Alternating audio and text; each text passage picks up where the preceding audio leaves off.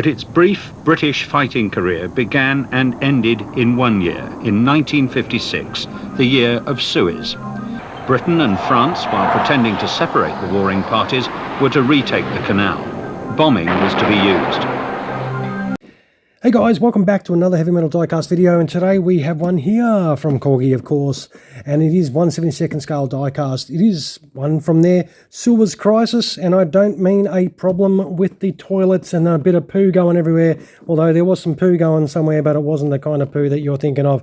Now, this was during that Suez Canal crisis, during the 50s, of course, and our aircraft we have today is the English Electric Canberra that was during that campaign, and that was based in Cyprus in 1956. Now, the English Electric Canberra was a British-made jet bomber, first entering RAF service in 1951. It would be utilised in both bomber and reconnaissance roles, and even being nuclear capable during its service during the Cold War period. It would also be used by a number of other air forces around the world, with 900 aircraft built in all of the variants, and that was in the UK, and another 49 were actually built here in Australia, in a time when we actually built things here.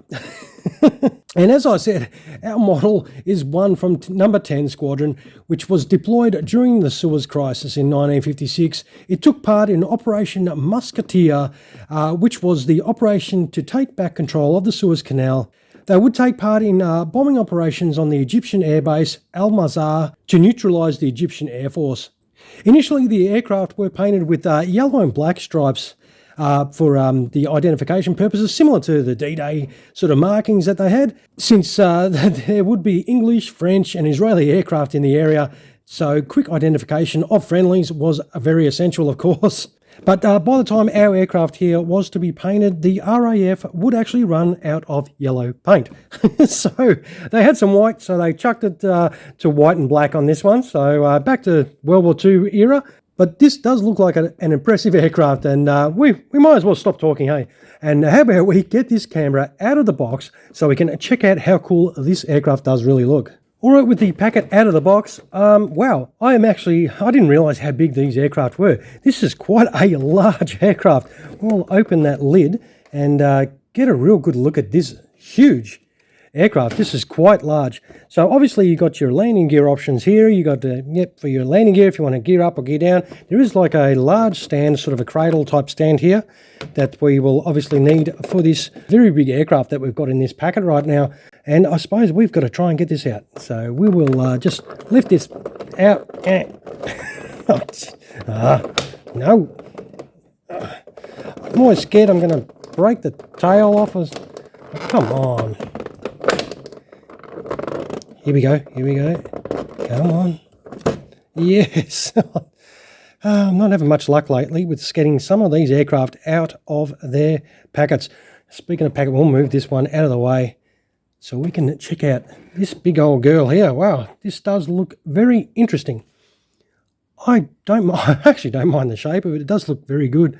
It does have a little, we'll jump straight in there. It does have a little pilot figure in there. So, you know, typical Corgi. But we will have a little look at some of these lines. Yep, that's pretty cool. It does have some great detail. It's got a fair bit of weight to it. It's got some nice tail detail there. Let's turn this around, of course. It definitely, the colour scheme on it is very interesting. It's sort of a grey and a really grey-green as well, and then you've got the blue along the side. That's very interesting. It does have fantastic detail. I am really, really happy with this one. It does look very nice. This, of course, is our first Canberra.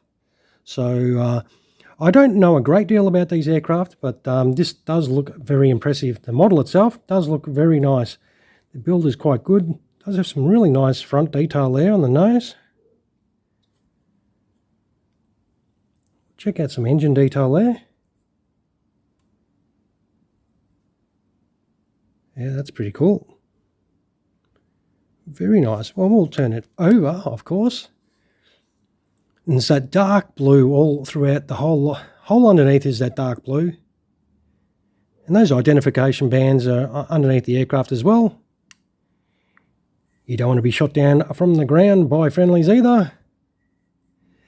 And obviously this one is already set up for in-flight. That is very nice. This does look very impressive. This, as you can see with my hands, it is quite a large aircraft. And this, very impressive. This does look very nice. I think it looks fantastic. And it does have some absolutely fantastic detail.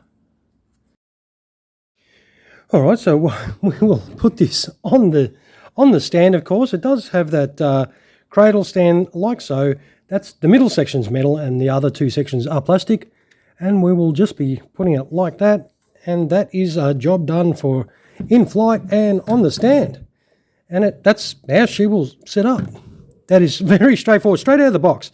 So you're pretty much, if you're an in-flight type of collector and that's the way you display your aircraft, you will just buy this, pull it straight out of the box, chuck the stand on, and bang, you are ready to go. So, and as I said, this is quite a large aircraft. I am really impressed with the size of this. It is really decent. And the whole livery, this does look fantastic. It does come up really nice. I don't mind the colour scheme at all. It does look very, very good. But this is not how I like to display mine, of course. So what we will do, we will go chuck some landing gear on this and come back with this wheels down so we can check it out, what it's like on its landing gear. We'll be back in just a second.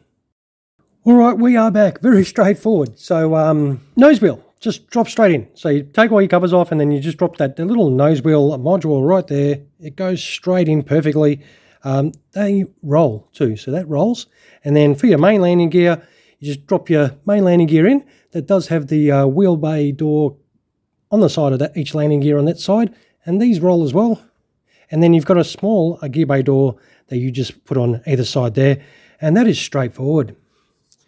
But what I'll show is that, hey, do you reckon all those flyboys have gone now and it's just us gear down guys that are watching at the moment? Because if you like to display yours gear down, you can do this. You can open that bomb bay up and have that on display. Because if you have it in flight with the cradle on it, you got to keep that closed. So, sucks to be you, flyboys. But us gear down people, we can display that bomb bay door open, of course, which to me always does make me wonder a little bit, because most of the time when these bomb bays are open is when you're dropping bombs. And usually when you're dropping bombs is when you're in flight. But anyway, hey, I'm not going to complain. I don't make these.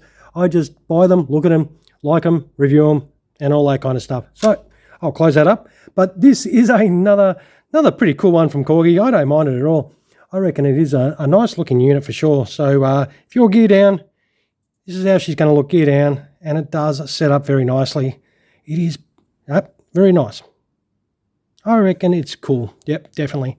We will put this big bird on the deck. And it sits there nicely. And as I said, if you do want to roll your aircraft around, the wheels do roll. So if you're that way inclined, you can roll your aircraft all over the place. But I am not. But I will wind up this video, of course. So if you like a Canberra like I do, throw us one of those. If you can find that button down there, of course. And, of course, if you have yet to subscribe to the channel, feel free to do that and, get kept up to date with some videos that we do pop out every now and then. So, once again, this is by Corgi, 1/72nd scale. It is the English Electric Canberra.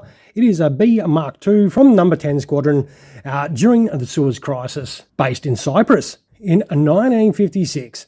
And I reckon, yep, I'll say it again, I reckon it's a good looking unit for sure. All right, guys, I will take some photos of this and chuck them on at the end of the video, and you can check this out without my fingers all over it, of course. And once again, thank you so much for spending your valuable time in watching another one of my videos. I really appreciate it, and I appreciate everyone that do actually make it to the end of the video. All right, everyone, you all have a fantastic rest of your day. Cheers, everyone.